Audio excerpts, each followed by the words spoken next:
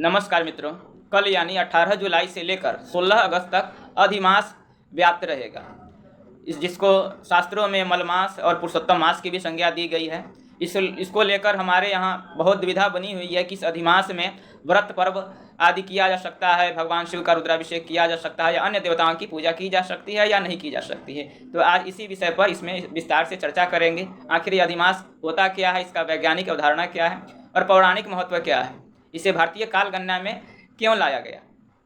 सर्वप्रथम हमारे यहाँ जो काल गणना होती है उसमें मासों की गणना चांद्र मास से तथा वर्ष की गणना सौर वर्ष से होती है। एक सौर वर्ष में 12 सौर मास तथा 365.25875 मध्यम सावन दिन होते हैं, परंतु चांद्र मास के आधार पर बने चांद्र वर्ष में 354.36705 मध्यम सावन दिन होते हैं। इसलिए 12 चांद्र मासों का वर्ष सौर वर्ष से 10.89170 सावन दिन छोटा होता है। इसलिए लगभग 33 महीने में यह अंतर एक चांद्र मास के बराबर हो जाता है और जिस सौर मास में यह अंतर एक चांद्र मास के समान हो जाता है उस सौर वर्ष में 13 चांद्र मास होते हैं। उस वर्ष के 13वें चांद्र मास को अधिमास या मल मास कहा जाता है।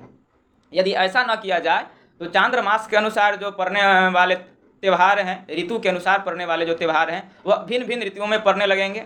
अतः स्पष्ट है कि सौर वर्ष तथा चांद्र वर्ष के मध्य जो अंतर है उसमें सामंजस्य स्थापित करने के लिए ही मलमास की अवधारणा स्थापित की गई है। मलमास की परिभाषा दी गई है असंक्रांति मासो अधिमास, अर्थात जिस महीने में सूर्य दूसरे राशि में संक्रांति नहीं करते हैं, एक ही राशि में वो रहते हैं, इसमें दूसरी संक्रांति नहीं होती है, इसलिए इस मास को अधिमास कहा जाता है। यह हुआ इसका वैज्ञानिक विवेचन। और पौराणिक कथा के अनुसार हिरण्यकश्यपु ने 12 महीने में ऐसा वरदान मांगा था कि 12 महीने में वो उन्हें उसे कोई मार ना सके। तो ऋषियों के प्रार्थना करने पर भगवान विष्णु ने स्वयं 13वें मास में और उस मास को पुरुषोत्तम मास की संज्ञा देकर 13वें मास में अवतार लेकर हिरण्यकश्यपु का वध किया। इसलिए भी इस मास को पुरुषोत्तम मास भी कहा जाता है। अब इस महीने में क्या क्या कार्य किए जा सकते हैं वो जानेंगे।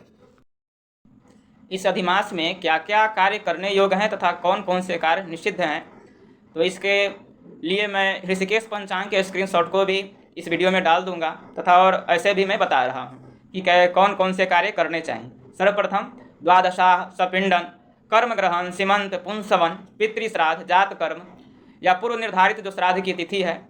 अधिमास में योग आदि तिथियों में अधिमास में जो भी दैनिक दान या दैनिक पूजन किया जाता है, तिल, गेहूँ, सोना का दान या संध्या उपासन कर्म या पर्व का होम ग्रहण, जप, अग्निहोत्र, देवता पूजन एवं अतिथि पूजन, ये सब अधिमास में ग्रह है, अर्थात इन सबको किया जा सकता है। और कौन कौन से कार्य जो नहीं करने चाहिए, जैसे अग्न्याधान, प्रथम बार तीर्थ यात्रा, देव प्रतिष्ठा, तालाब, बगीचा, यज्ञोपवीत, समावर्तन, वृषोत्सर्ग आदि कर्म अधिमास में निष्क्रिय हो जाते हैं। इस महीने में राज्याभिषेक, चूड़ाकर्म, अन्नप्राशन, गृहारंभ, गृह प्रवेश या प्राश्चित गोदान इत्यादि कर्म वर्जित हैं। इसमें राज दर्शन या दुर्ग ध्वज की स्थापना, हथियार धारण आदि भी इसमें वर्जित हैं, नहीं करना चाहिए। तो इसमें यह कहीं नहीं कहा गया है कि इसमें देवता पूजन नहीं किया जा सकता। इसमें स्पष्ट रूप से वर्णन है कि देवता पूजन, अतिथि सत्कार आदि किया जा सकता है। तो इसका अर्थ है कि इस महीने में व्रत जो सोमवारी का व्रत है वो भी किया जा सकता है। अगर किसी को रुद्राभिषेक करना हो तो वो भी किया जा सकता है।